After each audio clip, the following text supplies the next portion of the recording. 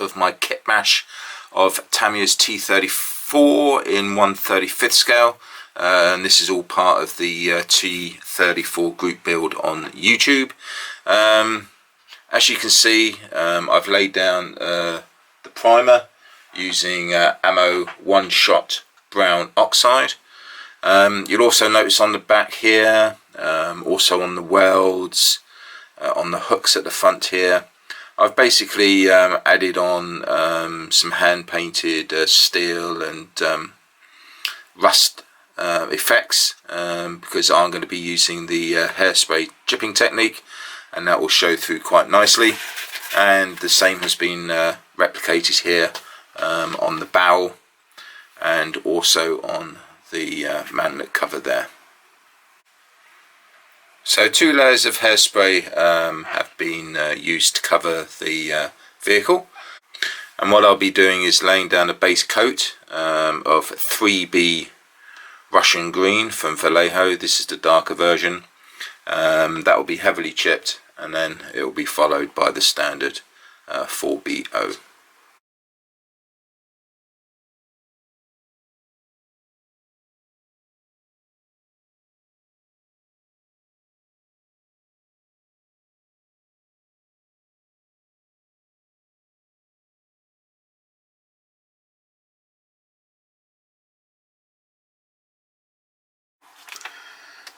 So the first layer of chipping has come out well. I'll obviously do some close-ups still so you can see them.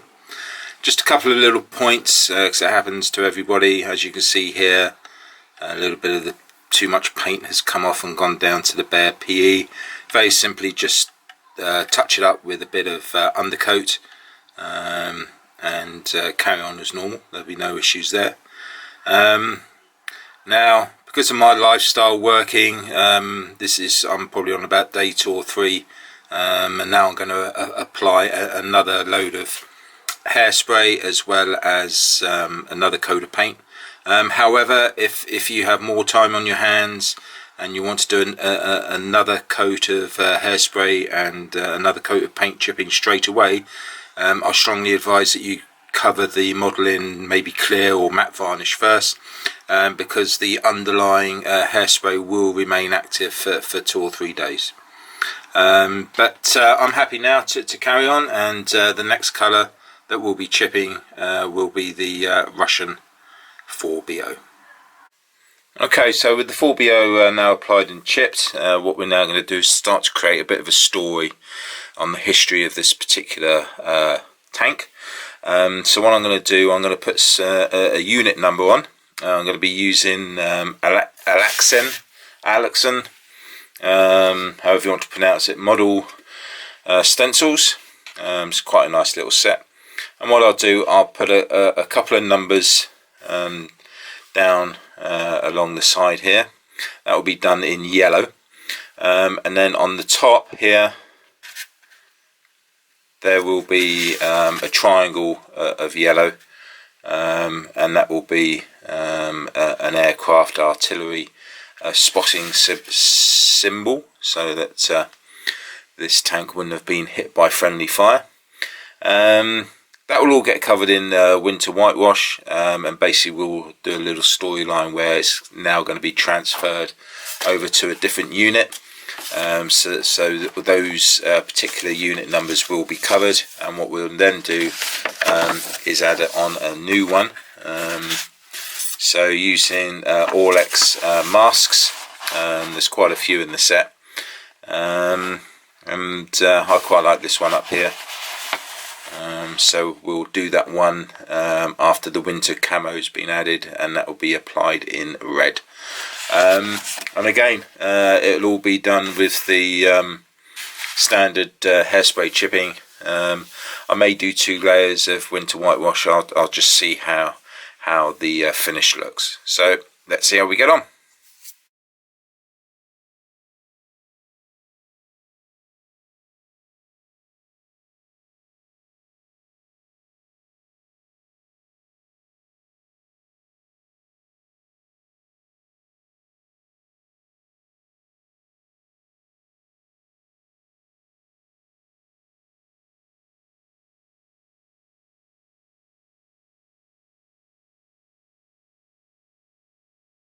Okay, so the first layer of winter whitewash has been laid down. It's come out very well indeed. Basically what I did was applied a very light covering of insignia white, which is slightly darker than ordinary white, because what I want to try and do is to get the impression of the winter whitewash ground into the actual metal itself, and as you can see, that has come out particularly well. You can also see that the yellow is still showing through, which isn't a problem at this stage because that will get darkened down as we go. There on the barrel, and there again. So very pleased with that. Now what's going to happen is that I will actually use pure, not that one, start again. I will use pure white, and what I'll do is concentrate on the actual grooves, the recessed areas, basically where any shadows may be, because that's where the whitewash wouldn't really get rubbed off very easily. So leave that with me and we'll come back and show the results of that.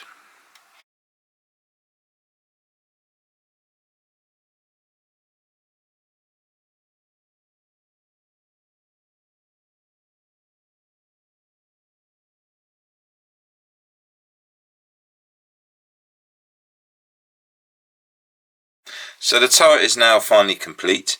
As you can see, we have the red number on the back now. I've also done it on the other side, but you'll also notice that I've added a little bit of red to it just so that it looks different from the other side, i.e. doesn't look like a duplicated mask. The masks are okay, a bit fragile, but yeah, did the job, had no issues with them at all. A few other little bits just to finish off. As you can see here on the hatch lids, I've just done some chipping with the standard German cam black brown, and just started a little bit of pigment mapping by putting some black pigments around the end of the barrel there. So all in all, very pleased with the way that's turned out, and that will now get a couple of coats of matte varnish in readiness to start the weathering process.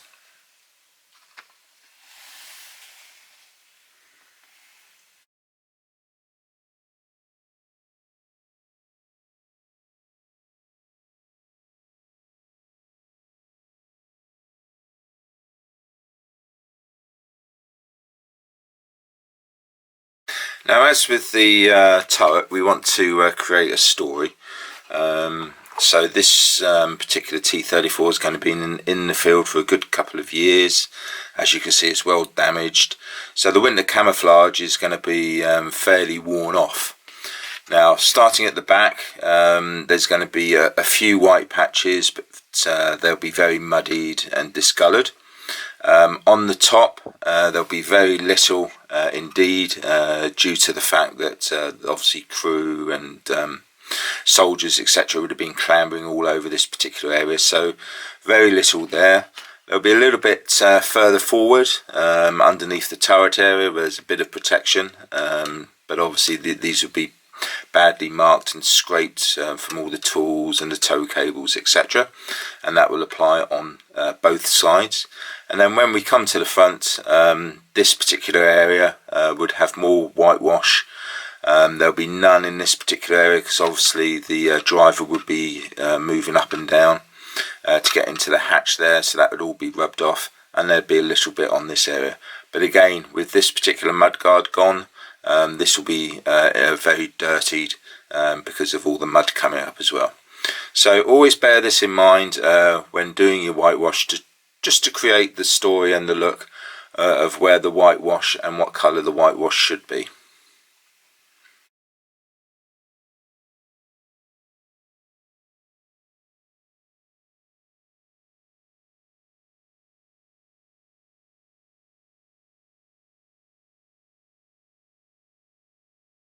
So the lower hull is now complete and is ready for the matte varnish.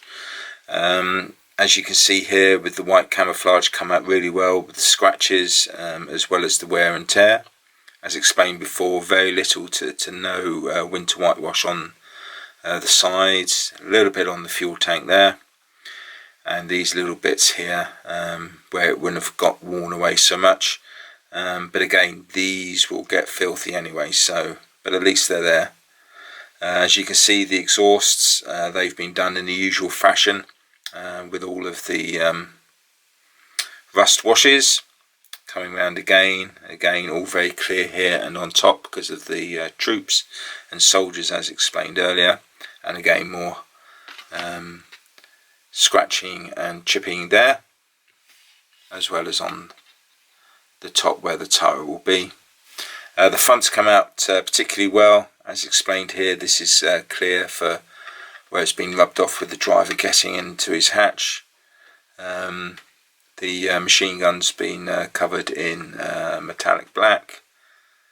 You'll also, I don't know how well you can see it, but there's a little bit of cam black chipping, sponge chipping and paint chipping that's been done all over the tank, just to not to improve, but to add to the whitewash chipping. Also, that there's been some oops, let's get that in. I don't know how well you can see that, but there's also been some mud work. I'm not a fan of doing splatters with acrylics because they don't look that realistic. Most of this will be lost anyway when I do the oil work, but there will still be bits left that can be seen, and it is quite an effective look. So again, as with the turret, that will now receive 2 coats of matte varnish before the weathering can begin.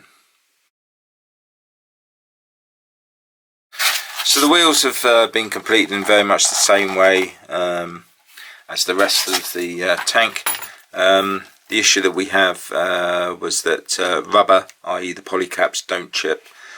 So I had to go around and just do some sponge chipping on the central hubs. But they've come out very well. The back has been given a wash of burnt iron, and at some point after the weathering, the wheels will actually be given a coat of steel. So with that done, they'll now receive a couple of coats of matte varnish as well.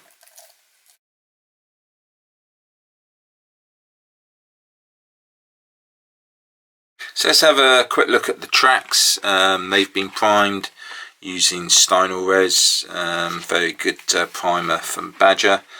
Then what will happen is that I'll give them a coat of cam pale brown, and they'll also get a dusting of white on the face of the tracks, just to aid with the winter look when I come around to doing the pigments. Now the dilemma I'm going to have is that because it's steel wheels, there's going to have to be a steel line on both sides of the teeth, so that will all have to get masked off, but that's a problem for further down the line. So it's time to have a look at the final part of the acrylic work, with all the little extra bits going on. First of all, we have a crate. It's just a standard value gear one that I found in the spares drawer. A bit of US olive drab as the base, and then hairspray, some pale light green on top, and then it's just a matter of some dark washes and a bit of dry brushing with Iraqi sand. Just really looking to create a base for which to work with the oils. Similarly, there was the ammo boxes, Russian ammo boxes. Here the base coat was more the browns and the yellows, but again a very similar process. I'll try and put some stills up just in case this isn't focusing. The toolboxes, very much the same as the actual main model itself, with the winter whitewash chipping. Still plenty more work to be done on those with the oils. This here is a resin log. Again, more work to be done with the oils, but it was just a matter of putting a dark primer, then a light base coat, then dry brush on dark brown, and then dry brush some highlights with buff, and it certainly looks like a log, so that's come out well, but still more work to be done with that. And then finally we have the tracks. This one is actually going to be facing upwards, so just some rust effects were added there in preparation of the oil work, and we have the singular ones which will be with the teeth. Basically it's just laid down a dark rust colour, and then increase the texture with lighter rust colours, and then finally, once all dried, blend it all together with a wash of smoke. So that's all of the smaller pieces done. So that marks the end of all of the acrylic work. So it just leaves me to say thank you very much indeed for your continued support of my work and for popping in and seeing what I'm up to. A big thank you to all my subscribers. I'm very humbled by the support that you're giving me. And I look forward to meeting you on the next video, where we'll conclude this build by doing all of the oil, weathering and pigment work. Happy modelling!